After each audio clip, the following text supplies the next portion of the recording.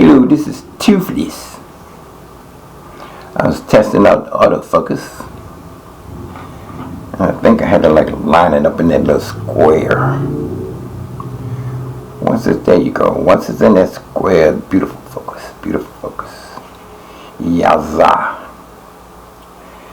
Yep. How many of you out there got spouses? And that's a little tad jealous of you, but they don't want to act like they are. I know y'all done had that experience before, haven't you? Yeah, they just can't stand what you do, you know. But they try to act like they do, but you know, they just got that little streak in them, you know, that they, you know, everything fine, yeah, you know, that type of thing. I guess y'all know what I'm talking about. But that's how Miss Toothless is. Miss Toothless is like that. I tell you, don't make sense. Well, we're gonna search some YouTubes and see what we can find. And I'm looking up here on the computer. If you see me facing this way. And I hope nothing else is loading. No, ain't nothing else loading.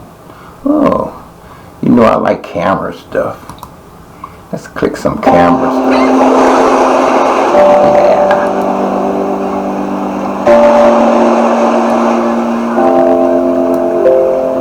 Yeah, I want to get rid of that bling too. I gotta find a way to go into setting to get rid of that bling.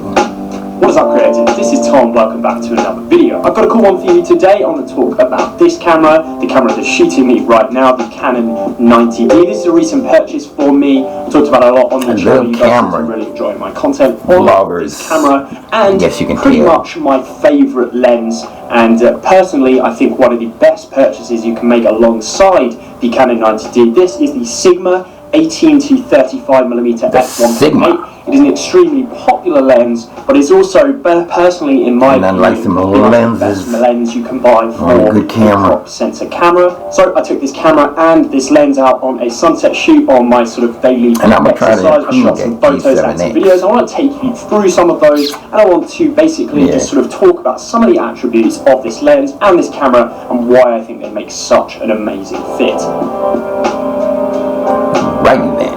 First of all, let's start at the top, and I want to talk about sensor detail and the detail of this lens in general. This is an extremely popular lens. Considering this is a zoom and not a prime, it is really insane you're able to get the level of detail and the level of quality, and it just is basically the reason that this lens is so revered and so popular. It's just because the detail and the sort of sharpness that you can get from the lens is basically like having a set of prime lenses in your camera bag, but instead you're just able to have this one zoom lens that doesn't extend. It's basically just a one-size-fits-all within that sort of 18 to 35 zoom range. I'm going to talk briefly about that zoom range as well. When you pair that with the Canon 90D, it's got I believe a 32.5 megapixel sensor. I believe that is the highest megapixel count for any APS-C sensor camera, which is basically amazing. Like, you get amazing JPEGs out of this camera, amazing JPEG, ISO, aperture. Ooh, gold into my ears, I tell you. High sort of detail photos. You also get great looking video. Like, the video is exceptional because of that high detail. Also with Canon's colours, you just get a gorgeous combination. I think we should talk briefly about those crop factors. Do some of my on the Canon 90D, it has a crop factor of spice it up a little bit more. Times. That means that the photo and video that you're going to get out of this camera using this lens is not 18 to 35, it's more like 28mm to 56mm. However, I do want to put an asterisk here because I always sort of see this described a lot, and you're not really getting that as an equivalent. So what I'm going to do here is I will illustrate sort of just how much field of view you are losing by using a crop sensor camera than this camera on a crop sensor. You're not going to get the same look as if you use a 56mm lens on a full frame. Yeah, you can't get no better than that. Hopefully that makes sense. If you do have any questions, drop one down below. However, I do think this zoom range is amazing. It's a little bit tight on the wide side. Well, let's cut him short for a minute. Let me go go to another one. See if I can find another one on here. Somewhere. Okay. Oh, here's one. What's up guys, Sagi here, and welcome to another Tech Gear Talk. Today we're going to be comparing the Canon 90D and the Canon SL2, also known as the 200D, depending on where you live. The 90D is one of Canon's newest DSLRs, and while the SL2 is a little bit older, it's still packed with a lot of great features. And ever since I published my review of the 90D, people have been asking me to help them choose between these two great options.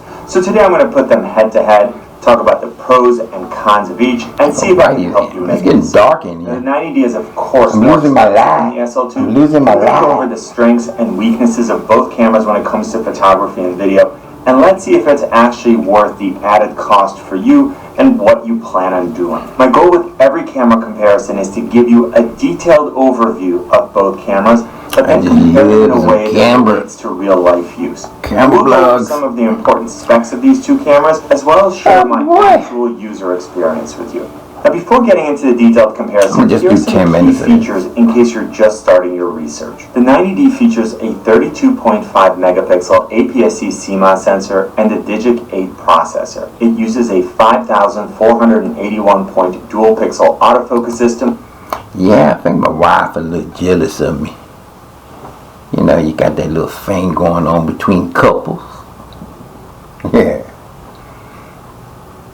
Take it as a grain of salt. Enough to piss you off. Alright.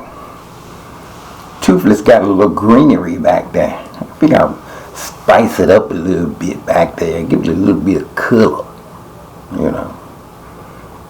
So, look like something's growing back there. Give it a little bit of spunk. Something that the dullness can blur on. I guess that's the way to put it. So,